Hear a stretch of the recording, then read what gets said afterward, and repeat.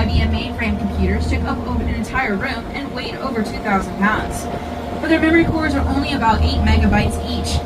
To put that into perspective, that's only about 8 photos on your cell phones.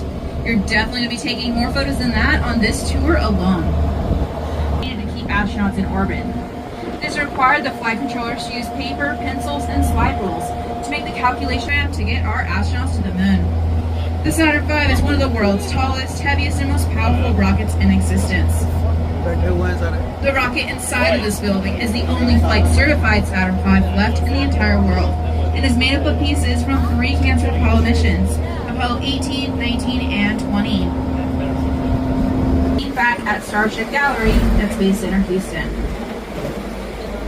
The second rocket on the L scaffolding is a mock-up of the Little Joe 2, a test, and the Apollo capsule's parachutes. We're not going to be stopping at Rocket Park during this tour, but if you would like the building, as well as the real historic Apollo mission before we go inside the building.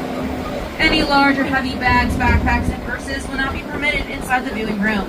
Go for landing, 3,000 feet. Stop alarm. Bravo 1.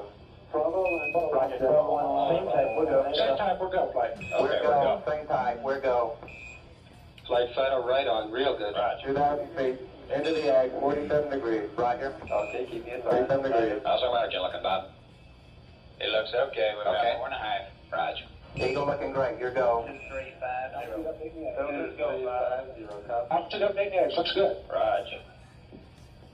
Select final King's eggs. Roger. 1,400 feet, still looking very good. You have it. 540 feet down at 30, at a 15. Attitude hold. Okay, I hold. Attitude hold. I think we better be quiet. Roger. Okay, the only call-outs from now on will be fuel. 350 feet down. Okay, Neil, we can see you coming down the ladder now. You take a 10-second look. You just stepped on the pad. Okay. Okay, I just checked, getting back up to that first step. That hasn't collapsed too far, but it's adequate to get back up.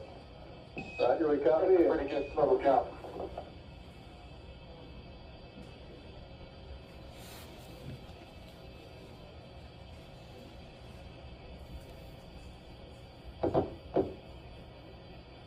Buzz, this is Houston. F2, 1/160th second for shadow photography on the sequence camera. Neil's running about 1,700 now. Depressed in the surface about 1 or 2 inches, although the surface appears to be very... Switch to another station or something. Right, we're looking at honeysuckle now. It's a little bit cleaner. Okay. And step off the lamp now. Get a time here. 28, okay. That's one small step for man, one giant leap for mankind.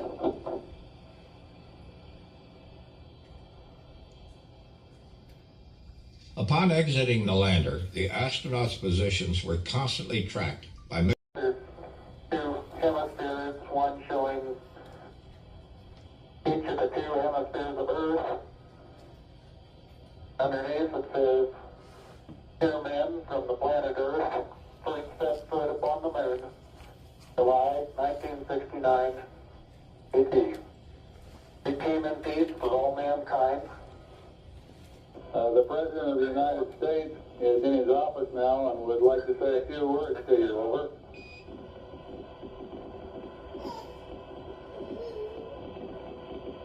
That would be an honor. Go ahead, Mr. President. This is Houston out. Hello, Neil and Buzz. I'm talking to you by telephone from the Oval Room at the White House. And this certainly has to be the most historic telephone call ever made from the White House. I just can't tell you how proud we all are of what you have done. For every American, this has to be the proudest day of our lives. And for people all over the world, I am sure that they too join with Americans in recognizing what an immense feat this is.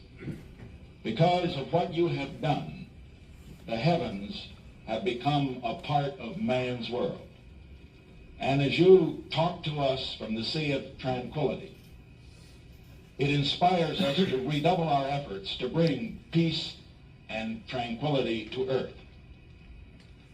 For one priceless moment in the whole history of man, all the people on this earth are truly one. One in their pride in what you have done, and one in our prayers that you will return safely to Earth.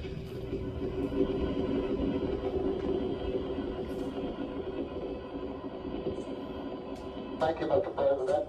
It's a great honor and privilege for us to be here representing not only the United States, but and the peace of all nations.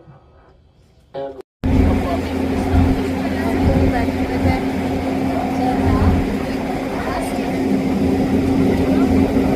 So while the SLS and the Saturn V are single-use rockets, today's rocket technology strives to utilize partially reusable rockets. As we turn the corner that is just up ahead, the first stage of the Falcon 9 on the left. This first stage of the Falcon 9 rocket is entirely reusable.